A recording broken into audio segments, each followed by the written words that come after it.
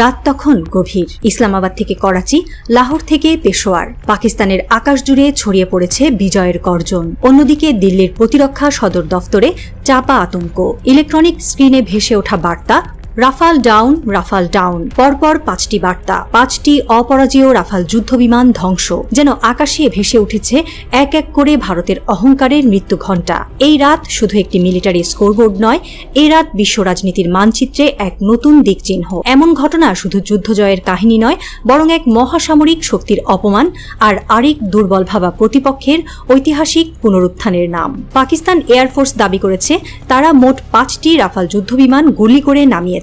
এই দাবির অন্তত 2টি ঘটনার সত্যতা নিশ্চিত করেছে বিবিসি ও রয়টার্সের অনুসন্ধানী দল। এই ঘটনা নিছক কোনো প্রচারণা নয়। রাফাল, যার দাম এক একটি প্রায় 3000 কোটি টাকা, যার প্রতিটি মিশন প্ল্যান কমান্ড সেন্টারে ঘাম ঝরায়, সেই বিমানগুলো এখন ভারতের কাশ্মীরের পাহাড়ি বরফে মুখ থুবড়ে পড়ে আছে। 2001 সাল থেকে রাফাল ফাইটার জেট বিশ্বের নানা প্রান্তে যুদ্ধের ময়দানে উড়েছে, কিন্তু কখনো নামেনি। সেই অতিমানবীয় অপরাজেয় ভাবমূর্তি আজ ভেঙে চুরমার।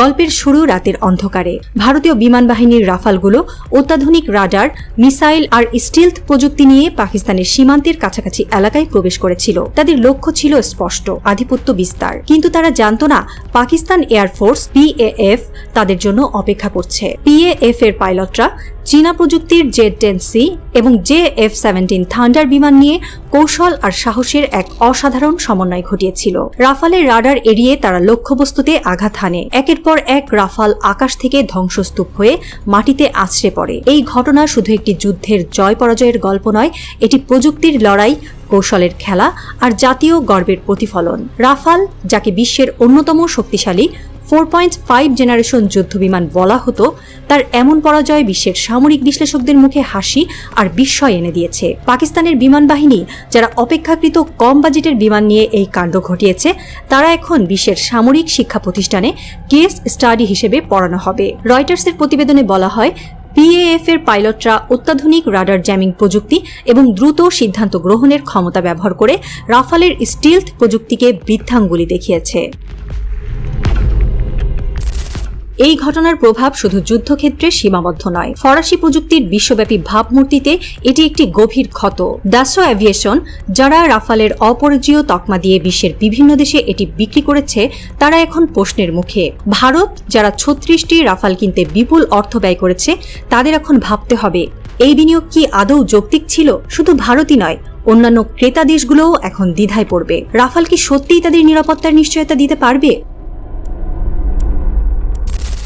অন্যদিকে পাকিস্তানের জন্য এটি একটি সোনালী অধ্যায়। তাদের বিমান বাহিনী, যারা বহু বছর ধরে ভারতের তুলনায় কম বাজেটে কাজ করে, এই জয়ের মাধ্যমে বিশ্বকে দেখিয়ে দিয়েছে প্রযুক্তির চেয়ে কৌশল আর সাহস বড়। চীনা বিমান, যেগুলো এই অভিযানে ব্যবহৃত হয়েছে, সেগুলোও এখন বিশ্ববাজারে নতুন করে আলোচনায় উঠে এসেছে। কিন্তু গল্প এখানেই শেষ নয়। মে মাসের ভারত পাকিস্তানের উত্তেজনাকর আকাশের রাতগুলো একটি বৃহত্তর রাজনৈতিক খেলার সূচনা। পাকিস্তানের এই জয় কি শুধুই সামরিক বিজয়, নাকি এর পেছনে লুকিয়ে আছে আরো গভীর কোনো কূটকৌশল? গুঞ্জন উঠেছে এই অভিযানের পেছনে চীনের প্রযুক্তিগত সহায়তা ছিল। কেউ কেউ বলছেন এটি ভারতের বিরুদ্ধে একটি বৃহত্তর ভূ রাজনৈতিক খেলার অংশ। এই যুদ্ধ যখন চলছিল, তখন আন্তর্জাতিক মহলের চেহারাটাও ছিল ভিন্ন।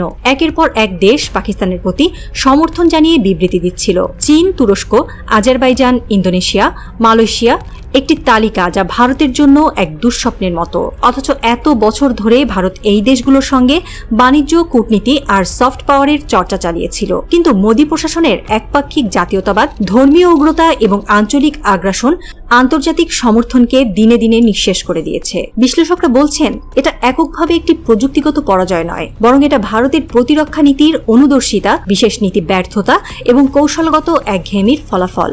দাসো এভিয়েশনের মতো কোম্পানির কাছে এটি শুধু ব্যবসার ক্ষতি নয়, বরং ফরাসি মিলিটারি ইন্ডাস্ট্রির বিশ্বাসযোগ্যতায় বড় আঘাত। এই অপমানের রাত ভারতের সামরিক অহংকারে কেবল এক দাগ নয়, এ যেন আত্মবিশ্বাসের বিস্ফোরণ। দিল্লির প্রতিরক্ষা সচিব রাত 4টায় ডাকা ব্রিফিংয়ে বলেছিলেন, আমরা উপযুক্ত জবাব দেব। কিন্তু সেনা প্রধানের চোখে তখন সন্দেহ আর ক্লান্তি। প্রধানমন্ত্রী মোদী জানেন এটা শুধু একটি যুদ্ধের পরাজয় নয়, এ তার দীর্ঘদিনের বানানো শক্তিশালী ভারতের ইমেজের চূর্ণ বিচূর্ণ বাস্তবতা। ঠিক তখনই একটি ফোন আসে এলওসি থেকে। কণ্ঠ নিঃশব্দ, কিন্তু ভেতরটা কাঁপিয়ে দেয়। স্যার, আমরা এখন আকাশে একা, আর ওরা সংখ্যায় নয়, ঐক্যে শক্তিশালী। নরেন্দ্র মোদী চুপ থাকেন। চোখের সামনে ফরাসি প্রযুক্তির ছিন্ন ভিন্ন খোলস আর এক নতুন আন্তর্জাতিক বাস্তবতা ভেসে ওঠে। এখন শুধু একটি প্রশ্নই ঘুরে বেড়ায় দিল্লির বাতাসে, রাফালের সঙ্গে কি ভারতের অহংকারও ভেঙে পড়ল? সময়ই দেবে জবাব। কিন্তু ইতিহাস এরই মধ্যে রায় লিখে ফেলেছে।